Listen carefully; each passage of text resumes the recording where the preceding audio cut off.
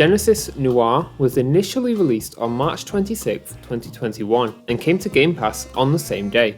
Now, usually we review games that have recently come to Game Pass or that have had a recent update. Genesis Noir is different in that regard. This game was actually suggested to us by a subscriber.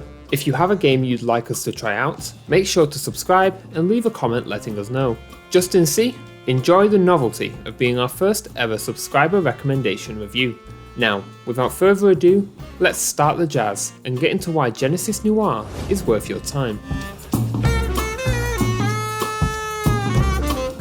Genesis Noir is a point-and-click game. You will only be making use of the left stick and the A button or equivalent. Honestly, with all the limitations of the game, it does a really good job at keeping things fresh whilst also bringing ideas back. Point-and-click games usually bore me to death, but Genesis Noir has a life to it that is carried by some solid variety, not to mention the art direction we will get onto later. Each section is intuitive and strives to be different from the last. Puzzles feel intuitive to solve, and I was never stuck on a section for too long. Most sections are rigid, but some let you play around with the mechanics for a little bit. I really appreciate the latter because keeping everything too rigid wouldn't be keeping a narrative theme. I really liked the puzzles in this game. They are not massively hard, but each one is interesting to solve and some use the environment really well. After you mix in the non-puzzle segments, you end up with a really solid, varied experience. However, I do have some issues with the gameplay. The big issue is that there are a lot of points in the game where there is no tactile feedback that you are doing the right thing. Some sections immediately let you know that you have cracked the admittedly simple code, but others do not. This is a big inconsistency and is only made worse by the fact that the game has a tendency to soft lock itself. It's hard to know if you're just doing the wrong thing or if the game is broken. We'll talk more about that in the specs section.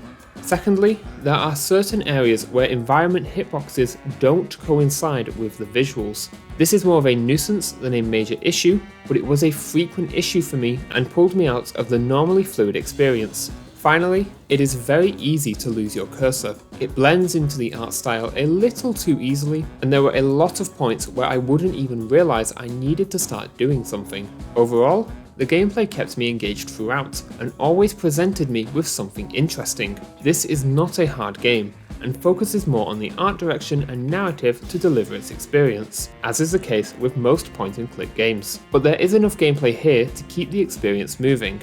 It's not perfect. The lack of tactile feedback led to some jolts in the experience, but overall, I enjoyed my time with the gameplay here. We're giving Genesis Noir a 4 out of 5 for gameplay. Do we really need to say anything about this before giving it the full score? The art direction here is just so damn good. Every single moment is a visual treat. The whole game is one take from start to finish, and honestly, I couldn't get enough.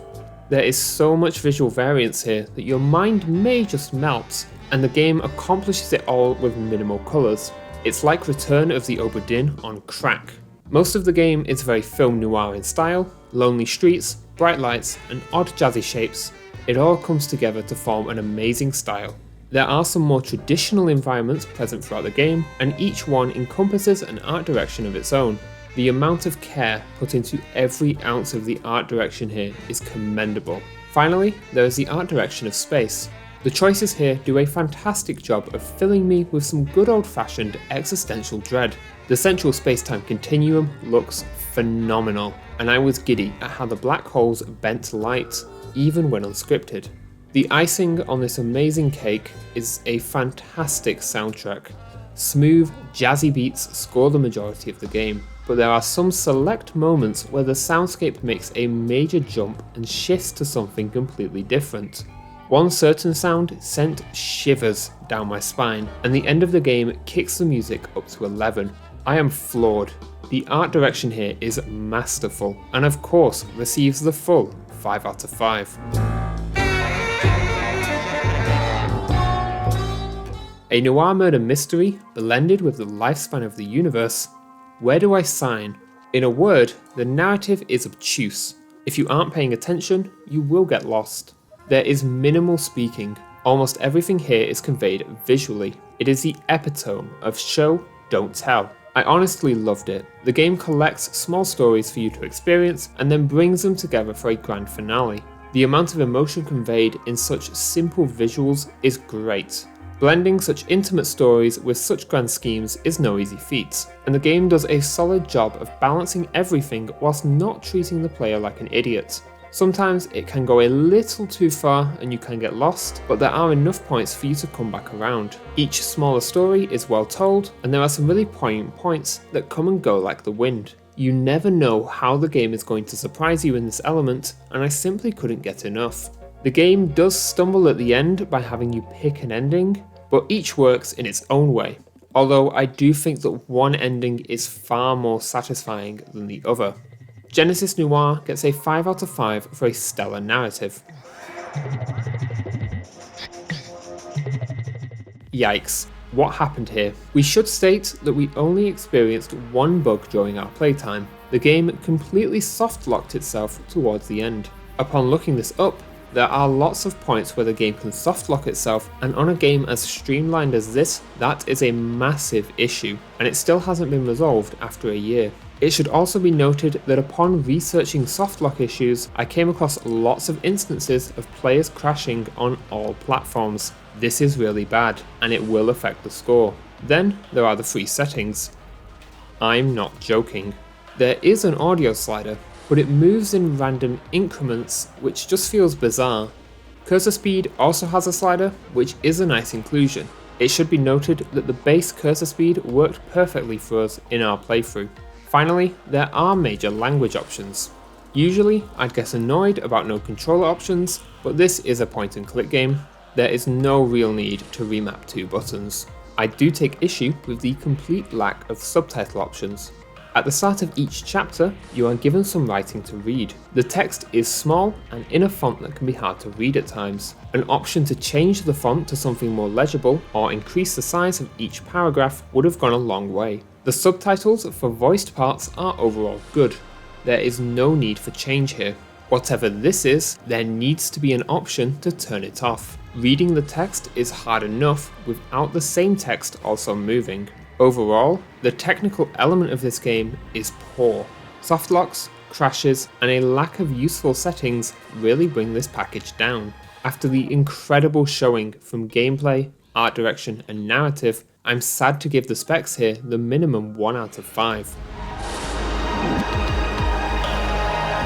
Genesis Noir does a lot to earn our good graces in regards to the commitment scale. First off, hard drive footprint is nice and small at 2.4 gigabytes. It took us around 3 hours to beat the game. This is broken up into 12 chapters. Chapters range from 5 minutes to 40, at least in our experience. Only one chapter was 40 minutes long. The game can easily be experienced over the course of an evening, or if you'd prefer to take your time, you can break everything up into smaller play sessions with ease. It is very easy to know when you are finished with a chapter and are ready to move on to the next one.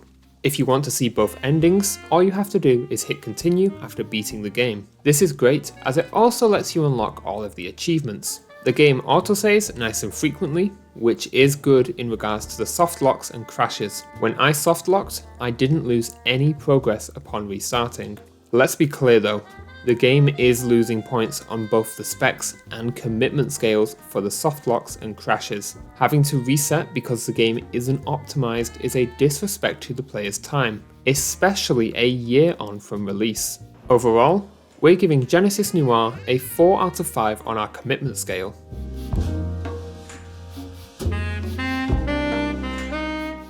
Genesis Noir is a fantastically mind-bending experience from beginning to end.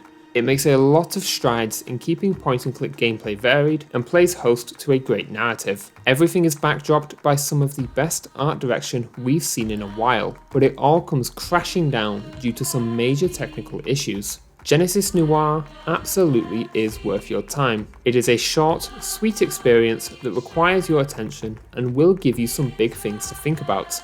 Just be ready for it to explode without warning.